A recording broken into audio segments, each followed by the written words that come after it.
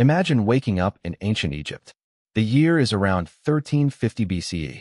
You live in a wealthy house in Akhetaten, the city we now call Amarna. The sun is already rising. Servants are carrying water. Bread is baking somewhere nearby. And then your stomach gives you a very familiar warning. You need a toilet. Right now? So you walk into a small private room. There is no porcelain bowl, no toilet paper roll, no silver flush handle, no pipe disappearing into the wall. Instead, you see something that looks surprisingly familiar. A raised seat, a hole in the middle, and underneath it, a container filled with sand. You sit down. You do what humans have been doing since humans existed. And when you're finished, someone eventually has to remove what is underneath you. Welcome to the bathroom experience of ancient Egypt. And here's the strange part. Egyptians had recognizable toilets thousands of years ago. But whether you actually had access to one depended heavily on who you were. A wealthy official could have a private toilet beside his bathroom. A worker living only a short distance away might have no permanent toilet at all. And if you're wondering what they used instead of toilet paper, the most accurate answer may be more uncomfortable than any myth you've heard. We don't actually know. Today we're going inside one of the most private rooms in ancient Egyptian history. Because pyramids can tell us how pharaohs wanted to be remembered, but toilets tell us how people actually lived. When we picture technological progress, we tend to imagine a straight line. Ancient people lived primitively. Then civilization slowly improved. Eventually, someone invented plumbing. Then toilets appeared. But archaeology rarely gives us such a neat story. Evidence for Egyptian toilets goes back astonishingly far. Some of the earliest examples known from Egypt appear at Saqqara during the Second Dynasty, roughly around the beginning of the 3rd millennium BCE. That means Egyptians were experimenting with dedicated places to relieve themselves more than 4,000 years ago. Some early examples were associated with tombs. And that creates a wonderfully Egyptian problem. Why would a dead person need a toilet? Because an Egyptian tomb was not simply a box where you stored a corpse. It was equipment for eternity. Food, furniture, clothing, cosmetics, tools, and sometimes objects connected with bodily functions. If you expected the dead to continue living in another form, then ordinary life didn't suddenly become irrelevant. You still needed life's necessities. Even in eternity, by around the Middle Kingdom, archaeological evidence shows toilets in some middle and upper-class houses. And centuries later, at Amarna, archaeologists can identify toilets inside elite residences. These were not modern bathrooms, but the basic concept would be instantly recognizable. A private space, a seat, an opening, and somewhere for the waste to go. So if you transported an ancient Egyptian into your bathroom today, the flush might amaze them. The toilet seat probably wouldn't. Now let's walk into an elite house at Amarna. You move through the rooms until you reach a more private section of the home. Nearby may be the bedroom. There may also be a bathing area. And beside it is a small toilet space. In some houses, the bathroom and toilet were separated by little more than a half-height wall. Privacy existed, but perhaps not quite at the level you'd expect today. The toilet itself could be formed by 2 small sloping walls. A seat rested above them. In the middle was an opening. Now look underneath. This is the part that matters. There is no sewer pipe. There is no rushing water. There is no underground municipal system waiting to carry everything away. Instead, underneath the seat sits a vessel. And inside that vessel is sand. You use the toilet. The waste falls into the container. The sand absorbs moisture.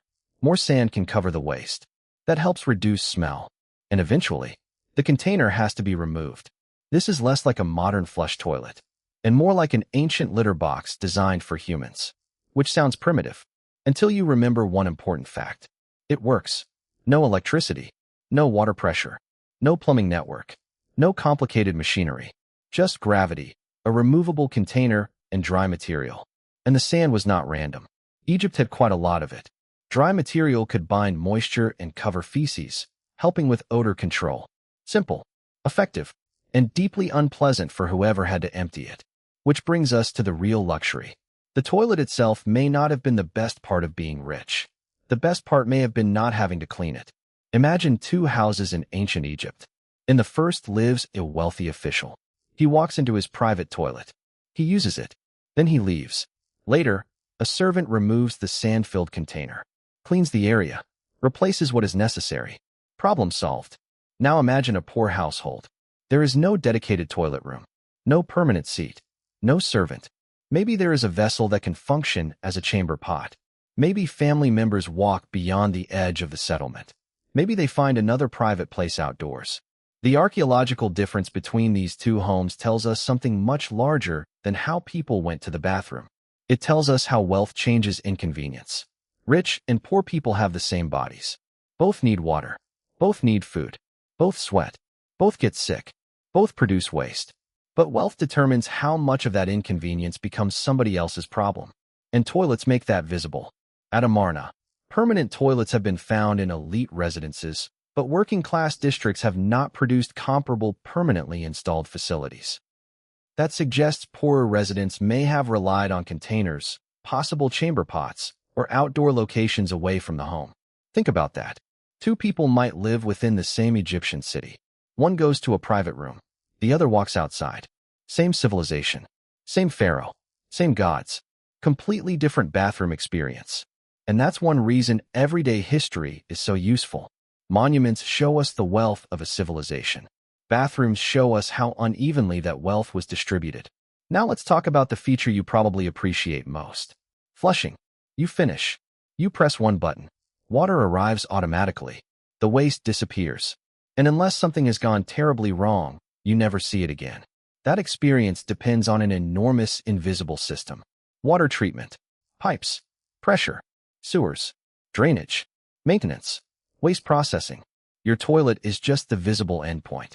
Ancient Egypt did not have a citywide sewage system comparable to a modern one during the pharaonic periods we're discussing. Bathrooms could have drainage systems. Wastewater might run from a bathing platform into a basin or through a channel. But toilet waste was a different problem. For pharaonic toilets, water was generally not the disposal mechanism. Sand was. The absence of running household water makes sense when you think about the logistics. Water was precious labor. It had to be collected, carried, stored. At places such as Deir el-Medina, the settlement of craftsmen who worked on royal tombs, water had to be transported into the desert village rather than arriving through a household tap. Now imagine wasting buckets of that manually transported water just to flush a toilet. Every single time. Suddenly sand begins to look much smarter. So the ancient Egyptian toilet was not a failed version of ours. It was designed around a completely different resource system. When water arrives from a tap, flushing makes sense. When water arrives on someone's back or on a donkey, you think differently. Now imagine you're wealthy. But today you aren't staying home. You're traveling. You still have one biological problem. Your body did not receive the travel itinerary. Fortunately, Egyptians appear to have had another solution. A portable toilet chair. One of the most fascinating examples comes from the tomb of Ka. Ka lived during Egypt's New Kingdom and worked as a high-ranking craftsman or architect connected with Deir el-Medina. His tomb survived with an extraordinary collection of household objects. Among the furniture associated with his burial was a wooden seat with a central opening interpreted as a toilet seat or commode. Picture something like a chair, except where a normal seat should be.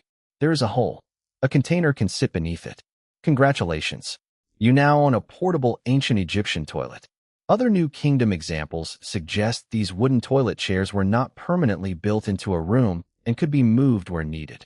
That means ancient Egyptians had effectively reached one of humanity's great technological achievements, going to the bathroom while maintaining furniture-level dignity. And this object reveals something else. Toilets were not simply architecture. They could be possessions, furniture, something owned, something transported, something important enough to accompany a person into a tomb. Imagine opening Ka's tomb. Beautiful objects, tools, furniture, textiles, and then his toilet. Death may be eternal, but apparently so is needing a comfortable seat. Now we reach the question everyone wants answered. What did ancient Egyptians wipe with? Here's where we need to separate history from internet history. You've probably seen claims online. Pottery shards, smooth stones, papyrus, pieces of cloth, the left hand, leaves, water, all presented as absolute facts. The archaeological reality is much less satisfying. No ancient Egyptian toilet paper has survived that allows us to say confidently, this is what everyone used. And that's not surprising. Soft organic materials disappear. Textiles decay. Plants decay. Paper-like materials decay. Even if Egyptians used some of these things, proving it thousands of years later is extremely difficult. So the most historically responsible answer is, we don't know exactly. Materials such as cloth, plant matter, sand, or water are all possible in different situations, but there is no single documented method that we can confidently apply to every Egyptian. And personally, I think that makes the question even more interesting, because every single ancient Egyptian solved this problem. Pharaoh, priest, soldier, farmer, craftsman, mother, child, every one of them, probably thousands of times. It was one of the most common actions in Egyptian civilization, and yet it left almost no written story behind. Nobody builds a monument to wiping. Nobody fills temple walls with instructions. Nobody expects historians 4,000 years later to desperately ask, but what happened after? History preserves what civilizations thought was important. Daily life often survives only by accident. So now we have a container full of sand and human waste. What happens next? This sounds like a simple question. It isn't. In some elite toilets, the container beneath the seat could be removed after use. It may have been handled by servants. But what happened after removal is much harder to reconstruct. Was waste dumped outside settlements? Placed in pits? Combined with other refuse? Used agriculturally? Historians need to be careful.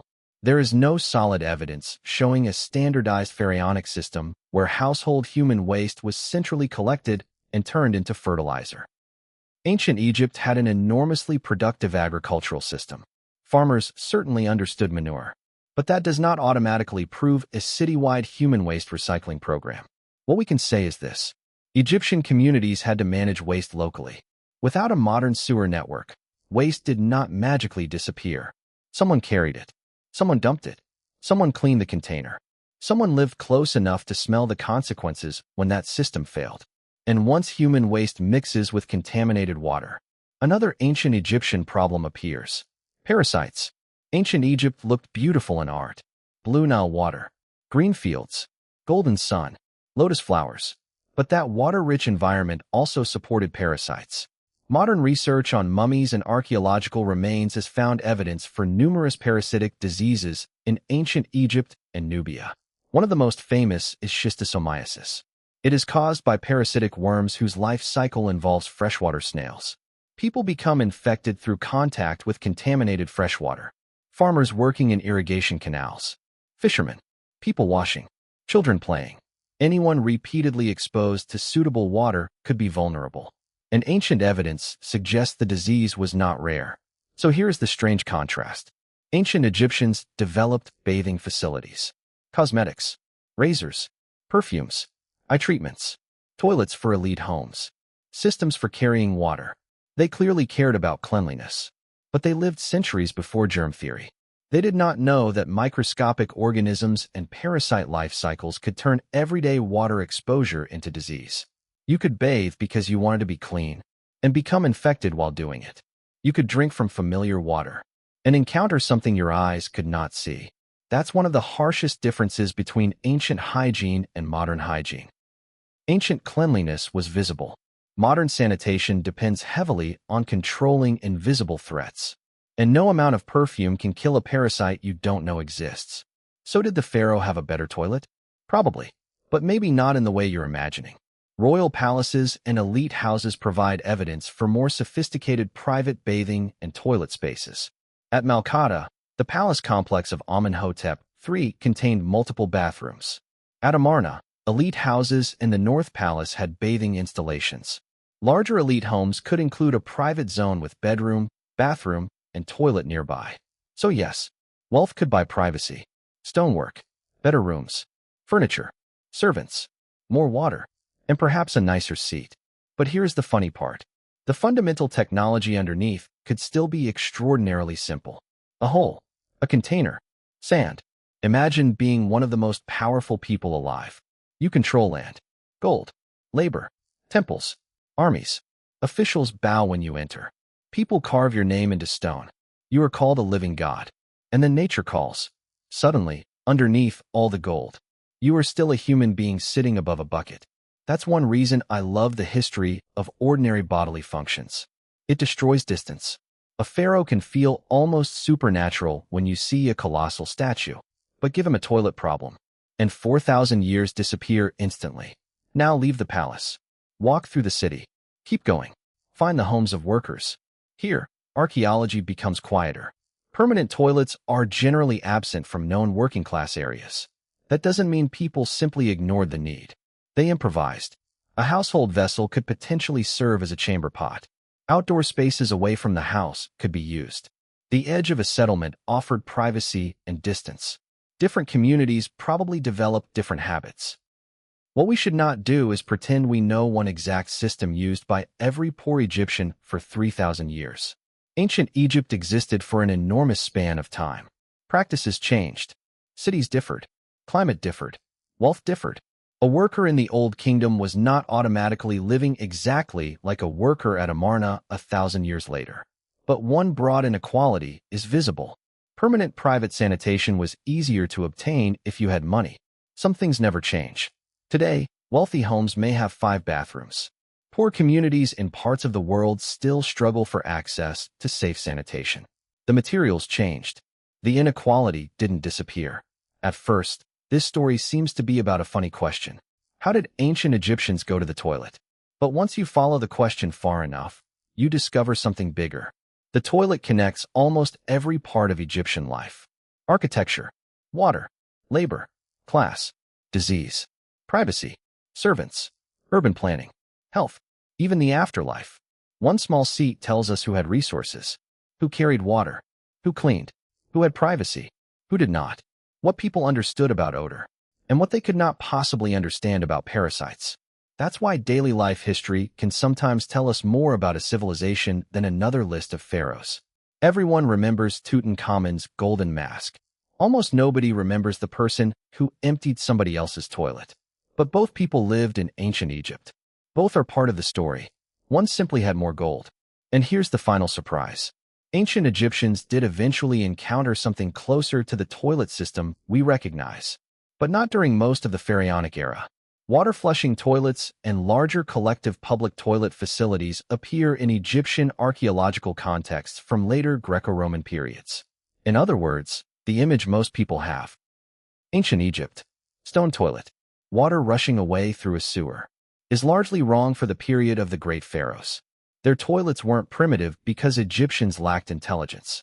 They were adapted to a society where water had to be managed differently and where a citywide sewer network did not exist. And that may be the biggest lesson here. Technology doesn't develop because one civilization is smart and another is stupid. Technology develops around resources, labor, environment, infrastructure, need. The Egyptians could quarry stone weighing tons, build monuments visible for miles, calculate, survey, organize thousands of workers, and still use sand under a toilet seat. Because sometimes the simplest system is the system that fits the world you live in. So imagine that first morning again. Ancient Egypt, 1350 BCE. You wake up. Your stomach gives you the warning. If you're wealthy, you walk into a private room. You sit above a sand-filled vessel. Maybe a servant handles everything afterward. If you're poor, your morning might involve a container or a walk outside the settlement. No flush. No roll of soft paper hanging beside you. No air freshener. No plumbing hidden behind the wall. And probably no desire whatsoever to imagine that people 4,000 years in the future would make a YouTube video about it. But we should, because this is real history. Not just kings. Not just wars. Not just pyramids. People eating, sleeping, bathing, falling in love, having children, getting sick, and going to the toilet. The ancient Egyptians built one of the most famous civilizations in human history. But every single morning, they still had to deal with the same body you do. So here's the question. You can spend 1 week in ancient Egypt. You get the clothes, the food, the temples, the Nile. You can see the pyramids when they were still new. But every time you need the bathroom, you have to use an ancient Egyptian toilet. Are you going? Because if the toilet sounds difficult, the next part of Egyptian daily life was far more dangerous. Childbirth. No modern hospital. No anesthesia. No emergency surgery. And yet Egyptian women developed an entire world of birth stools, protective magic, household rituals, and medical remedies around one of the most dangerous moments of their lives. That's the next secret of ancient Egypt.